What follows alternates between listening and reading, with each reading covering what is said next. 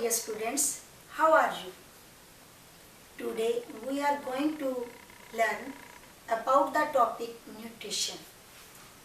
In this topic we will learn nutrition and how nutrition is important to our body.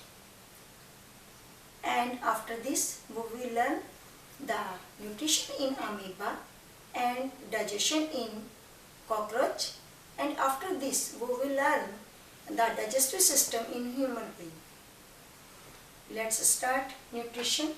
nutrition क्या है और ये शरीर के लिए क्यों जरूरी है, इसके बारे में पढ़ेंगे. न्यूट्रिशन एक वो तरीका है जिसके द्वारा हम कुछ भोज्य पदार्थों को ग्रहण करते हैं ताकि शरीर में ऊर्जा प्राप्त हो सके और उस ऊर्जा से शरीर में होने वाली मेटाबॉलिक एक्टिविटीज को पूरा किया जा सके.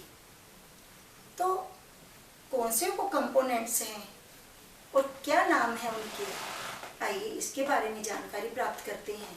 तो वो कंपोनेंट्स हैं carbohydrate, proteins, fats, vitamins and minerals. तो इसी आधार पर हम अपने भोजन को 3 ग्रुप्स में बांट देते हैं.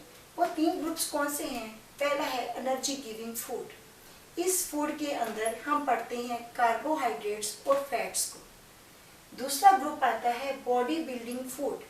इसके अंदर हम पढ़ते हैं प्रोटीन्स को. और तीसरे टाइप का जो फूड है उसे हम कहते हैं प्रोटेक्टिव फूड. इसमें हम विटामिन्स और मिनरल्स के बारे में पढ़ते हैं.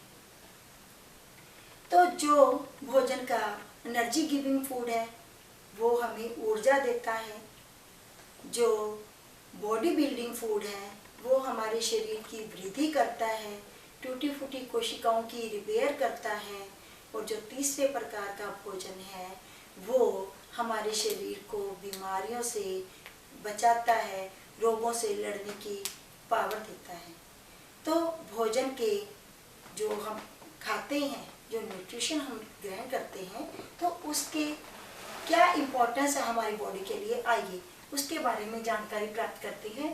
तो why nutrition is important to our body.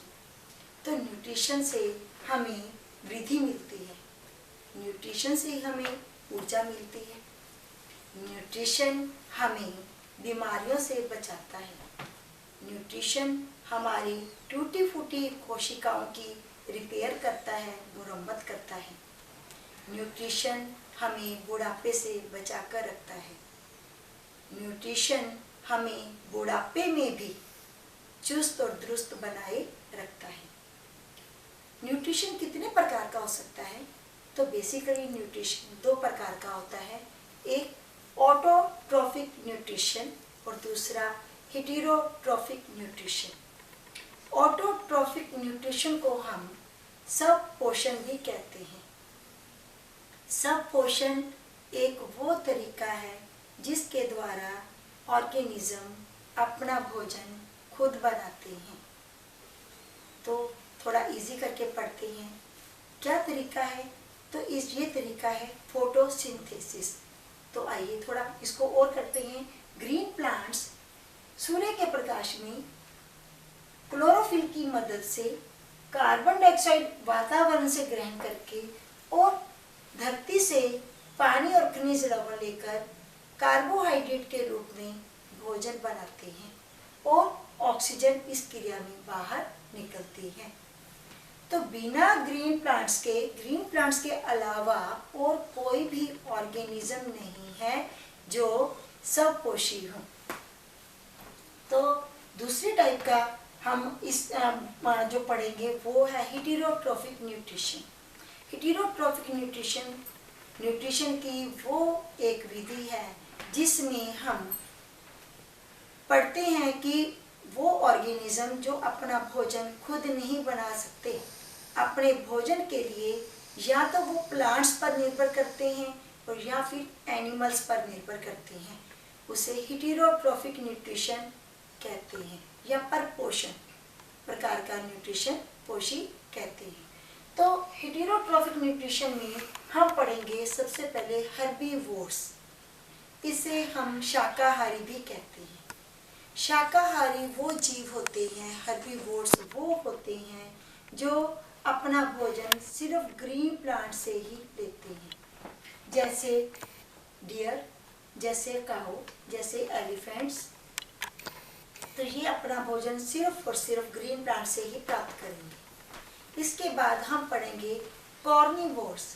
Carnivores को हम मांसाहारी भी कहते हैं। ये वो जीव होते हैं जो अपना भोजन सिर्फ दूसरे जीवों को मारकर या उनसे प्राप्त करते हैं, जैसे लॉइन डियर को मारकर अपना भोजन प्राप्त करता है। टाइगर। तो तीसरे टाइप में हम आते हैं ओमनिवोर्स। इसे हम सर्वाहारी जीव कहते हैं। ओमनिवोर्स वो होते हैं जो अपना भोजन प्लांट से भी लेते हैं और एनिमल से भी लेते हैं, मीन्स दोनों से ही वो भोजन प्राप्त करते हैं। तो इसमें मनुष्य का नाम आता है, डॉग का नाम आता है, बहुत सारे जीव हैं। मनुष्य जो है वो अपना भोजन प्लांट से भी प्राप्त करता है, सब्जियां वगैरह खाता है। इसके अलावा वो जीवों से भी अपना भोजन प्राप्त करता है, जैसे दूध, घी, मक्खन, अंडा, मांस, मछली। इसी प्रकार डॉग भी ओमनिवोर्स है। इसके बाद नेक्स्ट जो मैं आपको पढ़ाने जा रही हूँ वो है सेप्रोफाइट्स। सेप्रोफाइट्स को हम हिंदी में बोलते हैं मृत जीवी। ये वो जीव होते हैं जो अपना भोजन गले सड़े ऑर्गेनिक मैटर से प्राप्त करते हैं, जैसे जीवाणु। ये मृत जीवों से अपना भोजन प्राप्त करते हैं, जैसे फफूंदी। ये भी मृत या डेड ऑर्गेनिक मैटर से अपना भोजन प्राप्त करते हैं। घरों में आपने अक्सर देखा होगा कि जो ब्रेड या सब्जी पुरानी हो जाती है तो उस पर फफूंदी लग जाती है। तो फफूंदी क्या है? फफूंदी मृत जीवी है, इसे हम सेप्रोफाइट्स भी कह सकते हैं। इसके बाद नेक्स्ट मैं आपको पढ़ाने जा रही हूँ पैरासाइट। पैरासाइट इसे हम परजीवी कहते हैं। वो होते हैं जो अपना भोजन दूसरे जीवों से प्राप्त करते हैं। कैसे? या तो उनके शरीर पर रहते हैं वो, या उनके शरीर के अंदर रहते हैं। तो पैरासाइट्स अपने भोजन के लिए दूसरे जीवों पर निर्भर करते हैं, उनकी बॉडी में रहकर या बॉडी के ऊपर रहकर। तो जिस जीव से ये पैरासाइट अपना भोजन प्राप्त करते हैं उस जीव को हम होस्ट कहते हैं। होस्ट पैरासाइट को भोजन प्रोवाइड कराता है, परंतु होस्ट को कोई लाभ नहीं होता। पैरासाइट जो है, परजीवी जो है, वो अपना भोजन प्राप्त करते हैं, सिर्फ परजीवियों को ही फायदा होता है। तो परजीवी जो हैं, अक्सर जो हम घरों में देखते हैं, मच्छर हमें बाइट करते हैं, तो मच्छर जो है वो क्या है? पैरासाइट है। इसी प्रकार हम पढ़ेंगे, जैसे हमारे जो लार्ज इंटेस्टाइन है उसमें टेप वॉर्म पाया जाता है, फीता कृमि से कहते हैं। फीता कृमि हमारी बड़ी आहार नली में जो भोजन के कण होते हैं उन्हें प्राप्त करता है। तो ये परजीवी था। आज हमने न्यूट्रिशन के बारे में पढ़ा है।